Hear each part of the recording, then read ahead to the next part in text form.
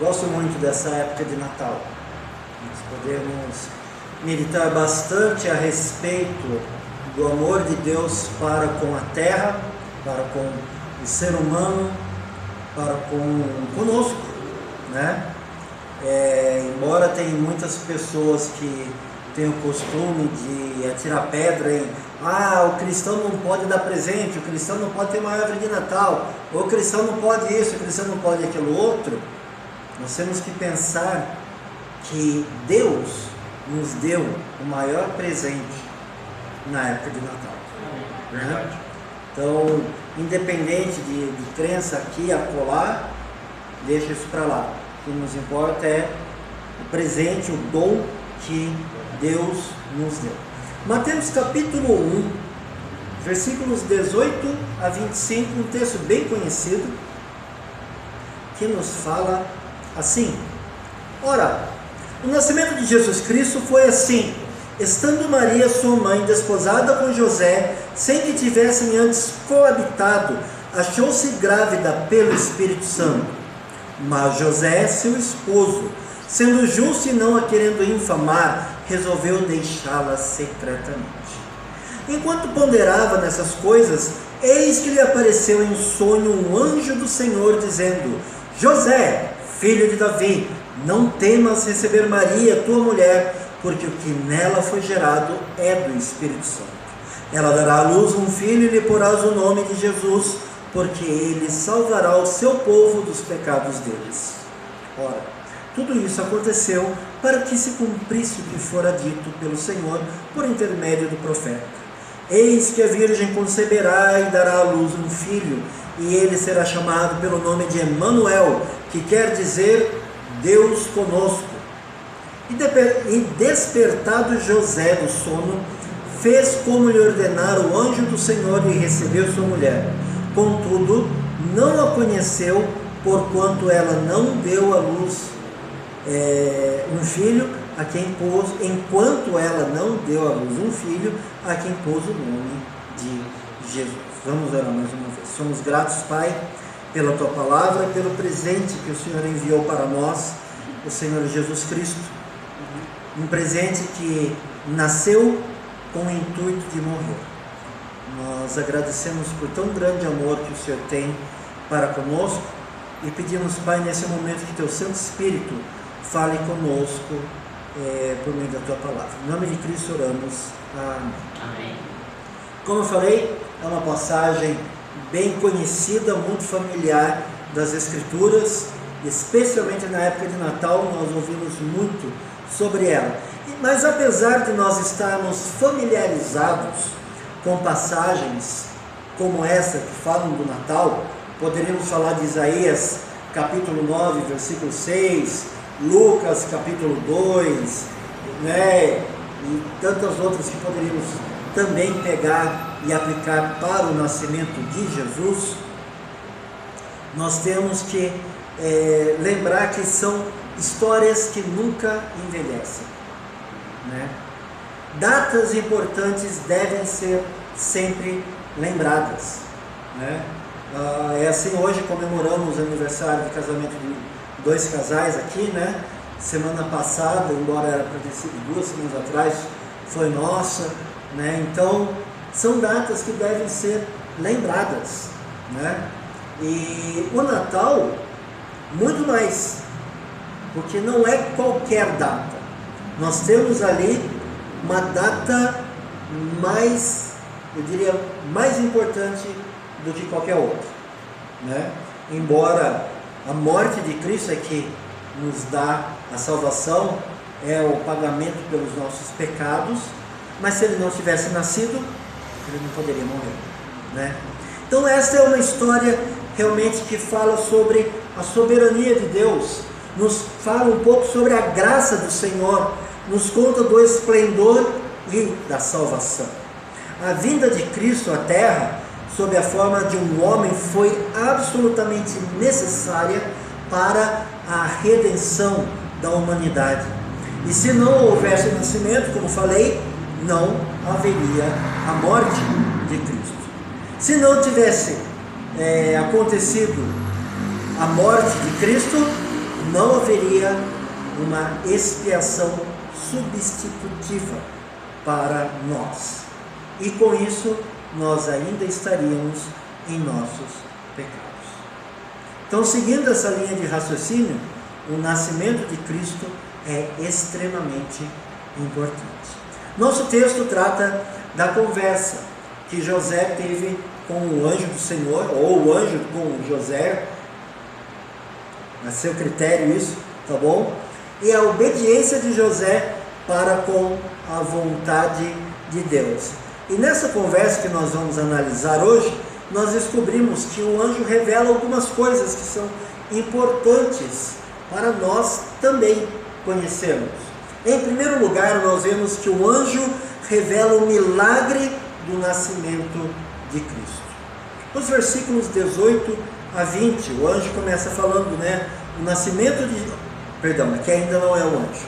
O nascimento de Jesus Cristo foi assim, estando Maria, sua mãe, desposada com José, sem que tivessem antes coabitado, achou-se grávida pelo Espírito. Mas José, seu esposo, sendo justo e não a querendo infamar, resolveu deixá-lo secretamente. E enquanto ponderava nessas coisas, eis que lhe apareceu em sonho um anjo do Senhor, dizendo, aí começa a fala do anjo, José, filho de Davi, não temas receber Maria, tua mulher, porque o que nela foi gerado é do Espírito Santo. Qualquer pessoa que tenha lido ou tenha ouvido os detalhes acerca do nascimento de Jesus, vai se dar conta que o seu nascimento não foi um nascimento normal, Tivemos aí também, algumas semanas atrás, o nascimento do Elimeleque, Para quem não conhece, o Elimeleque realmente é o Joshua, tá bom? Do Wesley e da Letícia, Mas desde o início a gente brincava, Não, filho de vocês tem que chamar de Elimeleque, E aí acabou que a gente continuou com essa brincadeira, Mas teve o nascimento do Joshua. O nascimento do Joshua foi um nascimento, podemos considerar normal, tá? Mas quando nós comparamos com o nascimento de Jesus, nós vemos que não foi um nascimento normal. Na realidade, podemos chegar à conclusão que foi nada mais, nada menos do que um milagre, Nós podemos notar ali simplesmente uma concepção santa. Versículo 18 fala que Maria, sua mãe, estava desposada, compromissada com José, noiva, podemos colocar assim também, sem que tivessem antes coabitado, E ela achou-se grávida pelo Espírito Santo. O versículo 23, já citando a profecia, fala, eis que a virgem conceberá e dará à luz um filho. Então nós temos aqui uma concepção santa. José ele não tinha ideia de que a mulher com quem ele estava noivo e ia se casar estava grávida do Espírito Santo. Ela não tinha conhecido nenhum homem e ainda assim estava grávida. Isaías havia profetizado sobre isso 700 anos antes, E essa profecia se encontra lá em Isaías 7,14. E agora havia chegado aquele momento para o Cristo nascer. Então, por mais que isso ainda é um ponto de discórdia em nossos dias, nós temos aqui uma grande, eu diria, essencial base doutrinária para acreditarmos sobre o nascimento virginal de Cristo, Não somente a profecia, mas esse texto de Mateus também dá essa ênfase nessa doutrina fundamental, Inclusive, quando nós pegamos alguns meses atrás sobre Cristologia, estudamos sobre Cristologia, nós tratamos o porquê isso é importante, O cromossomo do pecado vem de quem? Do cabra, né? Do cabra macho. Então, homens, culpa é nossa, né? Estudamos isso lá atrás, eu não vou entrar nos pormenores, nas bases bíblicas, mas nós vimos que o cromossomo pecaminoso é nosso, vem por meio do homem. Então, exatamente por isso que havia a necessidade de que Maria ficasse grávida, não de José ou qualquer outro homem, porque senão iria trazer para Cristo o cromossomo do pecado.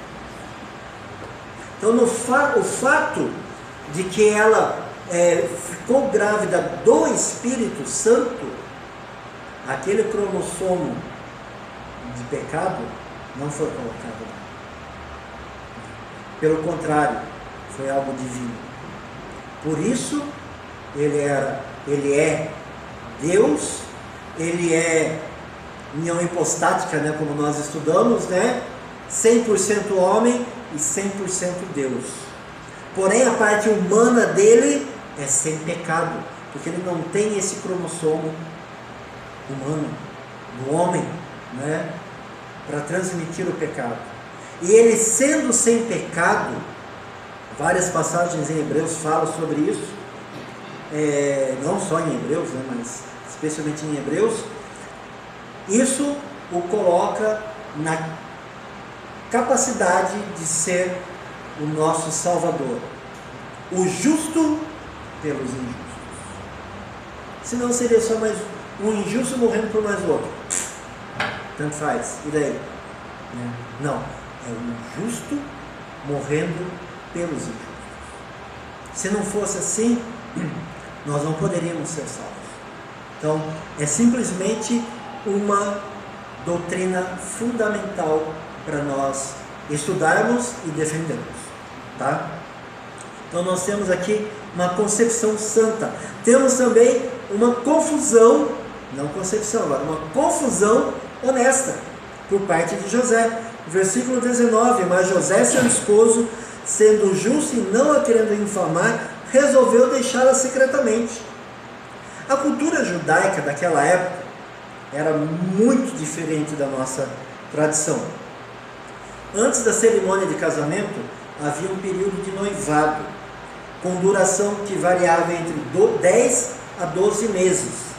E durante essa época, o casal já comprometido um com o outro, eles faziam os preparativos para a vida em casal e deveriam manter-se fisicamente puros.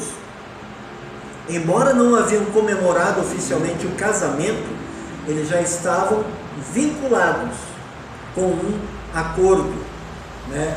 Já haviam ido ao cartório e assinado o enforcamento, ou o casamento, né? Desculpa, gente, são palavras muito próximas uma das outras, então confunde, né? Então já estava tudo confirmado para o casamento. Qualquer infidelidade que acontecesse naquele período de 10 a 12 meses, fosse entre os dois, ou fosse entre qualquer um deles com qualquer outra pessoa de fora, era considerado adultério. E segundo a cultura judaica, o adultério é punido com a morte. Ah, se fosse assim hoje em dia, o tanto de gente que ia morrer, né? Então, vamos nos colocar por um breve momento no lugar de José. José estava casado com Maria, não podendo ainda ter relações com ela e nem com nenhuma outra mulher, e Maria da mesma forma não podia ter relações nem com José, nem com qualquer outro homem, tá?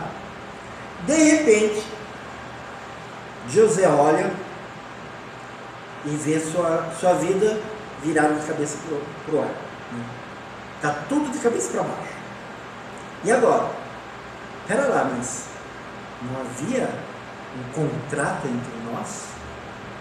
Não havia uma obrigação entre nós. E de repente, Maria se encontra grávida. Então ele fica numa situação, de um lado, se sentindo traído, de outro lado ele também amava Maria, ele ainda amava Maria, e por isso ele não queria infamá-la, literalmente jogá-la na fogueira, tá? Porque se ele fala, ela está grávida, não é meu, é adultério e a morte. Então ele amava Maria, e embora havia aquela confusão dentro dele, ele decidiu deixá-la secretamente, né?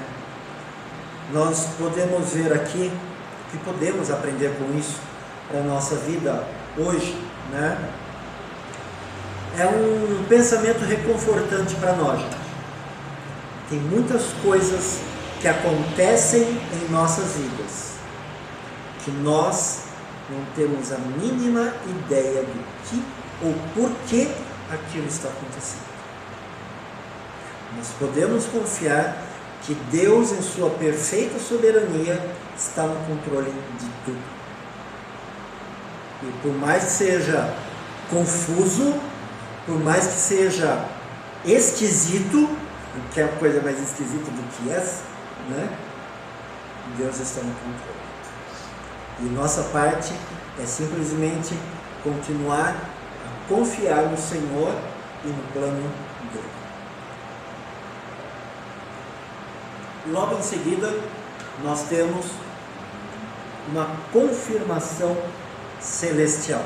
O anjo vem, se apresenta para José, versículo 20, e fala: enquanto ponderava nessas coisas, eis que lhe apareceu em sonho o anjo do Senhor, dizendo: José, filho de Davi, não temas receber Maria, tua mulher, porque o que nela foi gerado é do Espírito Santo. Está tirando agora o peso da dúvida que estava em José. José, fica tranquilo, eu não te traí, tudo em ordem, o que foi gerado nela é do Espírito Santo. Não temas receber Maria como sua mulher.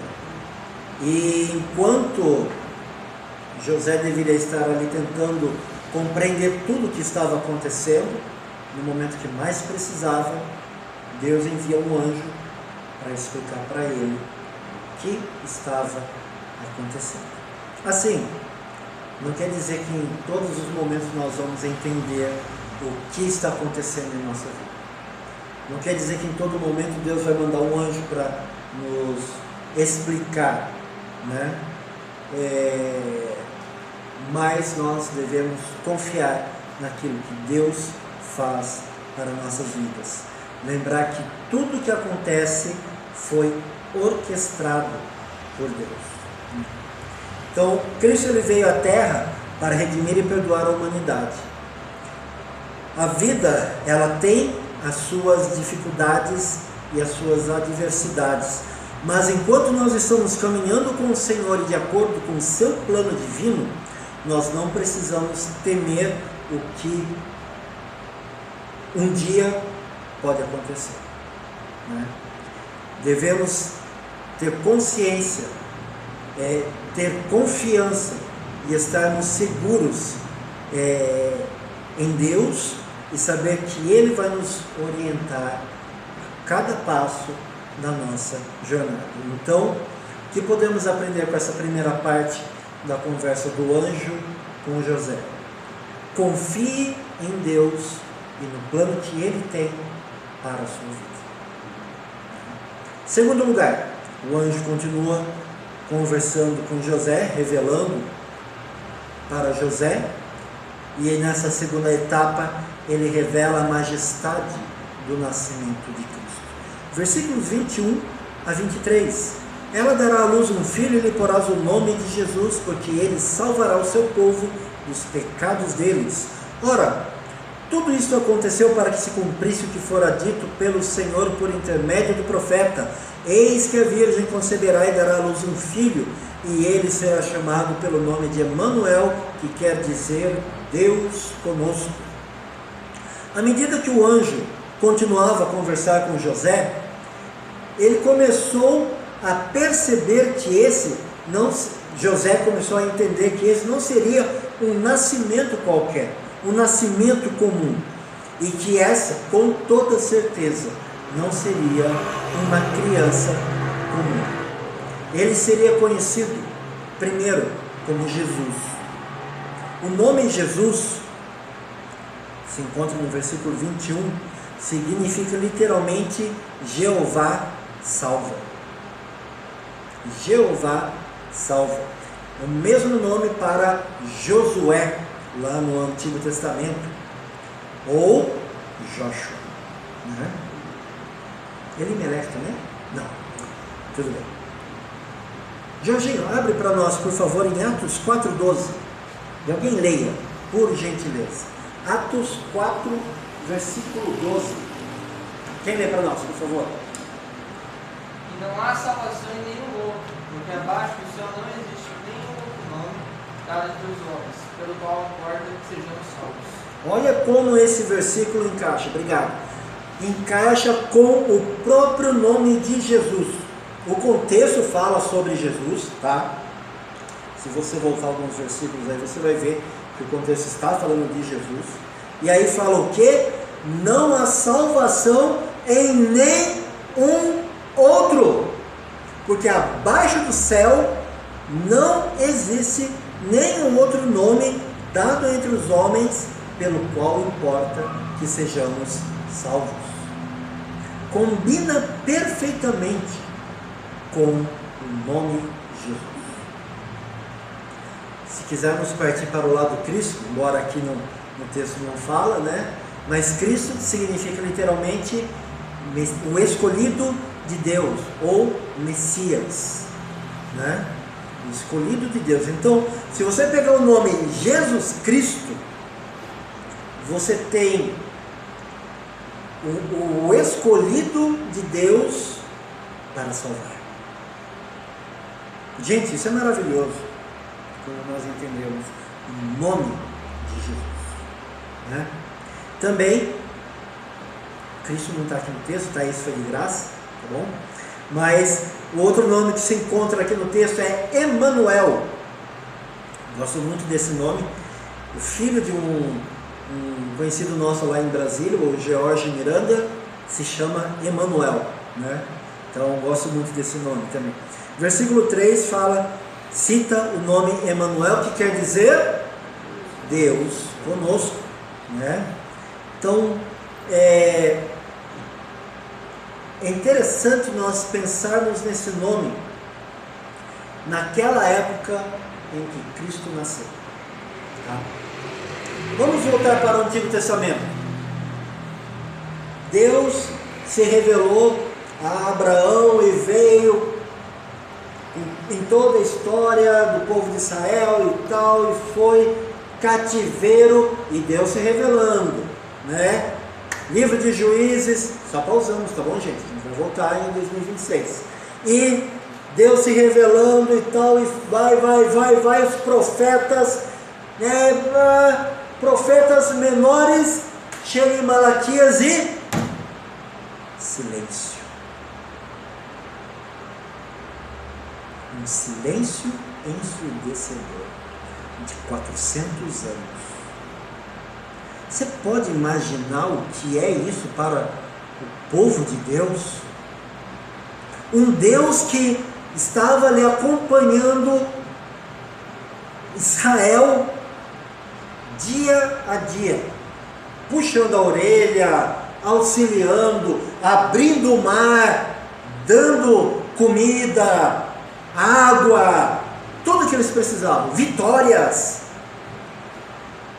De repente se cala. Por 400 anos, aproximadamente 4 gerações.